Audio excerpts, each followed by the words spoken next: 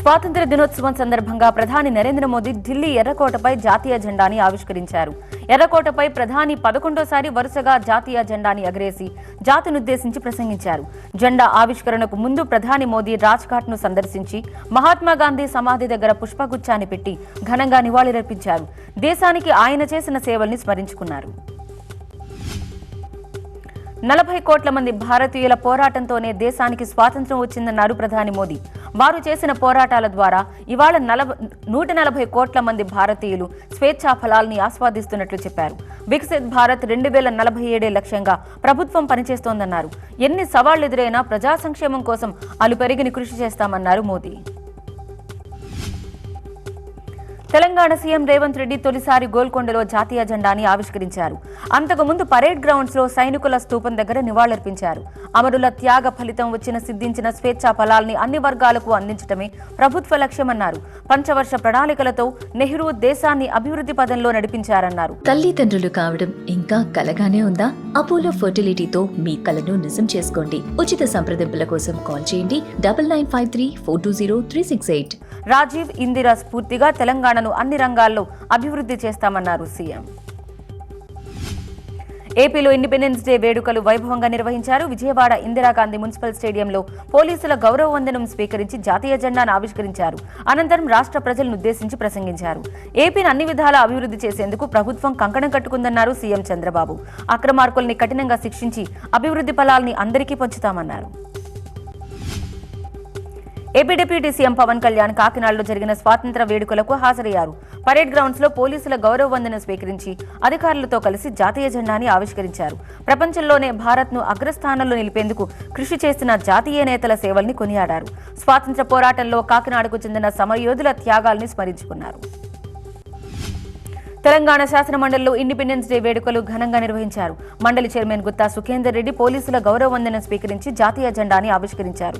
ఈ వేడుకలకు ఉన్నతాధికారులు, ఎమ్మెల్సీలు హాజరయ్యారు. ఏపీ శాసనమండలిలో స్వాతంత్ర్య దినోత్సవ కార్యక్రమాలు ఘనంగా జరిగాయి. మండలి చైర్మన్ మోషన్ రాజు జెండాని ఆవిష్కరించారు. స్వాతంత్ర్య పోరాట స్ఫూర్తితో కలిసికట్టుగా అభివృద్ధి వైపు ప్రయాణం చేద్దామని పిలుపునిచ్చారు. తెలంగాణ రాజ్భవన్లో స్వాతంత్ర్య వేడుకలు ఘనంగా నిర్వహించారు. గవర్నర్ జిష్ణుదేవ్ జాతీయ జెండాని ఆవిష్కరించారు. అనంతరం జాతీయ నేతల చిత్రపటాల దగ్గర పూలమాల వేసి నివాళులర్పించారు. చిన్నారులకు స్వీట్లు పంచిపెట్టారు. హైదరాబాద్ టీవీ9 ఆఫీసులో స్వాతంత్ర్య దినోత్సవ కార్యక్రమాలు ఘనంగా జరిగాయి. TV9 admin manager captain Nidamarthi Sridhar జాతీయ జెండాను ఎగరేశారు. స్వాతంత్ర ఉద్యమ స్ఫూర్తిని అందరూ ముందుకు తీసుకువెళ్లాలని కోరారు శ్రీధర్. మహనీయుల త్యాగాల్ని స్మరించారు. సెక్యూరిటీ విభాగంలో ఉత్తమ సేవలందించిన పలువురికి అవార్డులను ప్రదానం చేశారు కెప్టెన్ శ్రీధర్. అనంతరం స్వీట్లను పంపిణీ చేశారు. విశాఖలో 78వ స్వాతంత్ర్య దినోత్సవం ఘనంగా జరిగింది. పోలీస్ బ్యారెక్స్ గ్రౌండ్స్ లో జరిగిన వేడుకలకు ముఖ్య అతిథిగా రెవెన్యూ మంత్రి అనగాని సత్యప్రసాద్ హాజరయ్యారు. జాతీయ పతాకాన్ని ఆవిష్కరించారు. పరేడ్ను తిలకించి గౌరవ వందనం స్వీకరించారు. ఈ సందర్భంగా విద్యార్థులు ప్రదర్శించిన సాంస్కృతిక ప్రదర్శనలు అందరినీ ఆకర్షించాయి. గుంటూరు పరేడ్ గ్రౌండ్స్ లో జాతీయ జెండాను ఎగరేశారు మంత్రి నారా లోకేష్.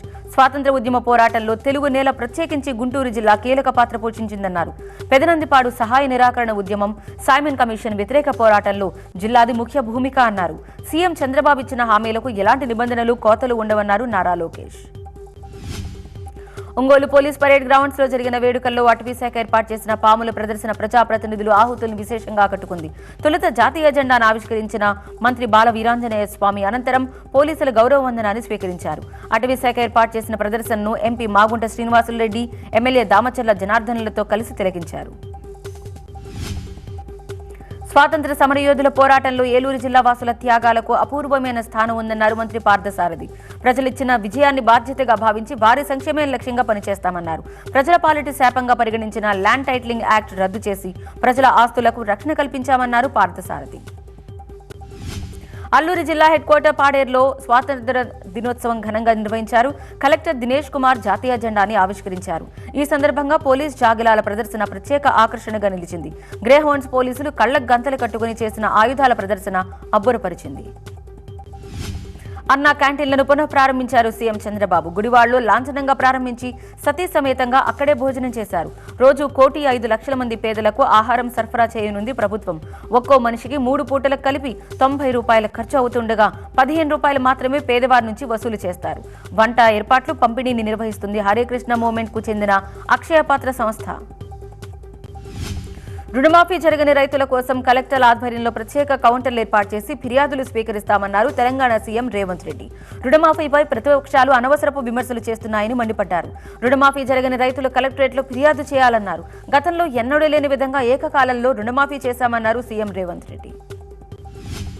ఇవాళ రాష్ట్ర పండుగ, రైతుల పండుగ అని చెప్పారు మంత్రి తుమ్మల. గోదావరి జలాలు ఖమ్మంకు రావాలనే జిల్లా ప్రజల ఆకాంక్ష నేటితో నెరవేరిందన్నారు. సీతారామ ప్రాజెక్టు పంపులను సీఎం రేవంత్ రెడ్డి ప్రారంభించారన్నారు. 80 రోజుల్లోనే రాజీవ్ కెనాల్ పూర్తి చేసి వైరా రిజర్వాయర్కు నీరు అందిస్తున్నామని తెలిపారు. ఖమ్మం జిల్లాలో గోదావరి జలాలు, కృష్ణా జలాలు అనుసంధానం కావడం వల్ల లక్షలాది ఎకరాలు సాగులోకి వస్తాయన్నారు. తెలంగాణ సీఎం రేవంత్ రెడ్డి భద్రాద్రి జిల్లాలో పర్యటిస్తున్నారు. ముల్కలపల్లి మండలం పూసుగూడెంలో సీతారామ ఎత్తిపోతల పథకం పైలాన్ను ఆవిష్కరించి 2వ పంప్ హౌస్ను ప్రారంభిస్తారు. అనంతరం వైరాలో జరిగే బహిరంగ సభకు హాజరయ్యారు. అక్కడ డిప్యూటీ సీఎం భట్టితో కలిసి 3వ విడత రుణమాఫీ నిధుల్ని విడుదల చేస్తారు. సీఎం రేవంత్ రెడ్డి పర్యటన నేపథ్యంలో భద్రాద్రి కొత్తగూడెం జిల్లాలో బీఆర్ఎస్ నేతలను పోలీసులు ముందస్తుగా అరెస్ట్ చేశారు. మాజీ ఎమ్మెల్యేలు రేగా కాంతారావు, హరిప్రియ, ఇతర కార్యకర్తలను అదుపులోకి తీసుకున్నారు. సీతారామ ప్రాజెక్టు ద్వారా కొత్తగూడెం జిల్లాకు నీళ్లివ్వాలని డిమాండ్ చేశారు బీఆర్ఎస్ నేతలు. గత 5 ఏళ్లలో ఆర్థిక వ్యవస్థ చిన్నాభిన్నం అయిందన్నారు AP deputy CM Pawan Kalyan. Seshachalam అడవుల్లో కొట్టేసిన 140 కోట్ల విలువైన ఎర్రచందనం దొంగల్ని తరలిస్తుంటే కర్ణాటకలో పట్టుకున్నారన్నారు. ఎర్రచందనం దొంగల్ని వేలం వేయడంతో వచ్చిన డబ్బు కర్ణాటక ప్రభుత్వానికి వెళ్లిందన్నారు.